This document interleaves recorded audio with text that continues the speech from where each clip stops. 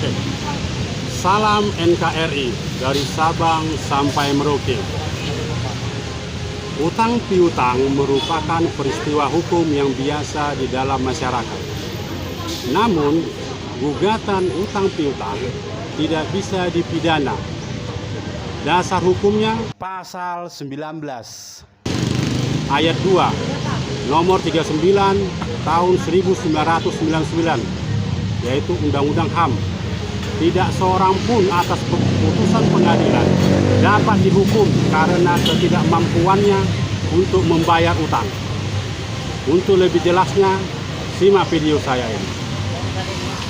Utang piutang merupakan peristiwa hukum yang biasa terjadi di dalam kehidupan masyarakat.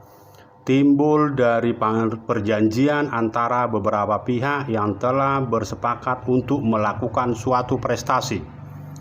Hukum perjanjian adalah suatu perbuatan hukum perdata yang diatur dalam pasal 1313 Kitab Undang-Undang Hukum Perdata, yang isinya suatu perjanjian adalah suatu perbuatan dengan mana satu orang atau lebih mengikatkan dirinya terhadap satu orang lain atau lebih.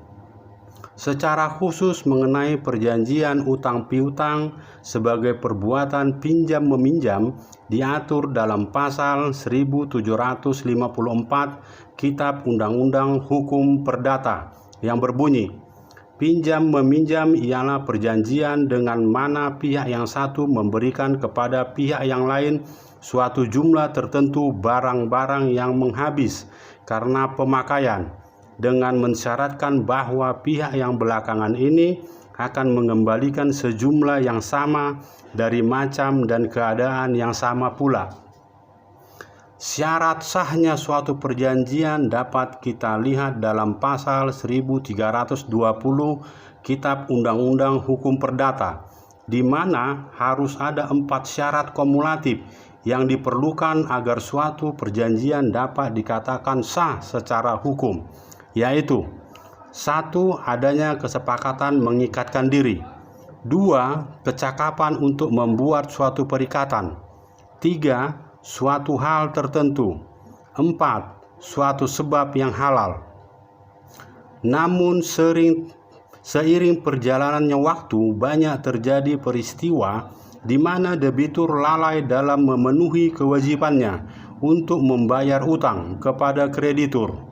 Hal ini disebut wan prestasi yang diatur dalam pasal 1238 Kitab Undang-Undang Hukum Perdata, yang menyatakan bahwa debitur dinyatakan lalai atau cedera janji apabila ia dengan surat perintah atau dengan sebuah akte sejenis atau somasi, atau berdasarkan suatu perikatannya sendiri dianggap lalai karena telah lewat dari waktu yang ditentukan.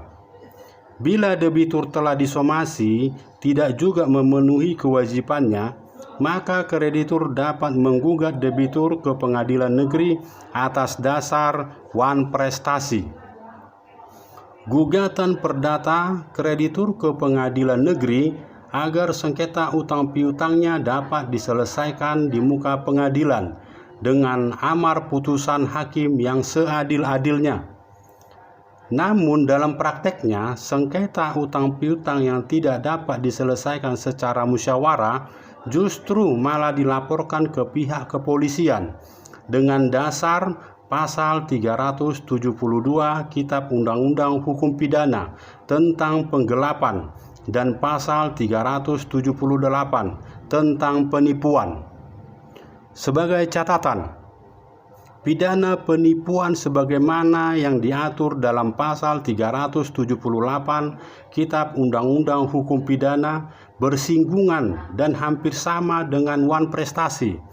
Namun, unsur pasar penipuan tersebut menuntut adanya unsur melawan hak dengan maksud hendak menguntungkan diri sendiri atau orang lain. Melawan hak sebagai contoh memakai nama palsu, martabat palsu, tipu muslihat, dan rangkaian kebohongan.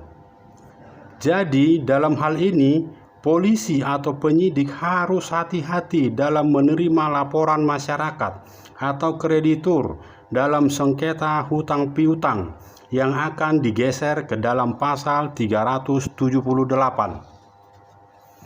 Disinilah peran dan integritas penegak hukum, yaitu kepolisian, kejaksaan, hakim, dan advokat, sangat diharapkan untuk tidak merusak sistem peradilan kita dengan memidanakan suatu perbuatan hukum perdata. Dasar hukumnya, Undang-Undang Nomor 39 Tahun 1999, Pasal 19 Ayat 2 Undang-Undang HAM yang berbunyi, tidak seorang pun atas putusan pengadilan boleh dipidana penjara atau kurungan berdasarkan atas alasan ketidakmampuan untuk memenuhi suatu kewajiban dalam perjanjian utang piutang. Namun ada pengecualian.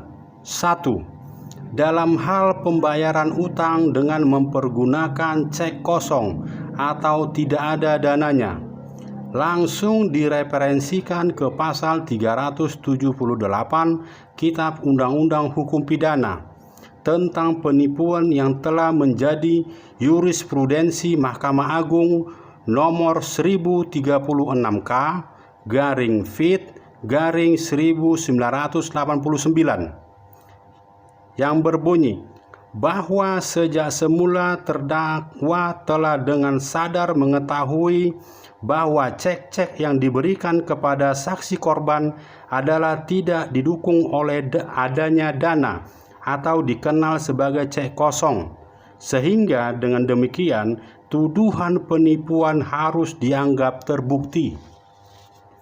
Kedua, pasal 379A Kitab Undang-Undang Hukum Pidana sebagai salah satu pasal sisipan yang mengatur adanya kriminalisasi bagi seseorang yang menjadikan sebagai mata pencaharian atau kebiasaan membeli barang dengan cara berutang dengan maksud sengaja tidak akan membayar lunas barang tersebut. Semoga video saya ini bermanfaat bagi masyarakat. Jangan lupa like, share, komen, dan subscribe. Merdeka, Pancasila Sakti.